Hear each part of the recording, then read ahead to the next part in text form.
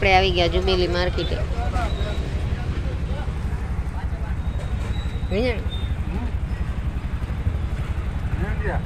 હા, શું લીધું, કેટલું લીધું, કેટલાનું આવ્યું, શું ભાવે આવ્યું, આપણે ઘરે જઈને કહેશું.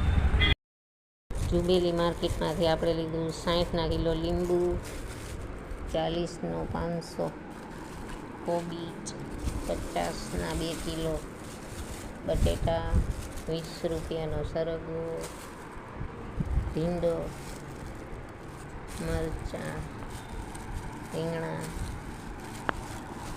કાકડી, પછી દૂધ ને દહીં, દૂધ, ટમેટા. આટલી ખરીદી આપણે કરી જુબેલી માર્કેટમાંથી બકાલાની. જોઈ લો યુટ્યુબ ફેમિલી. અત્યારે વરસાદના હિસાબે બહુ મોંઘું છે બકાલું.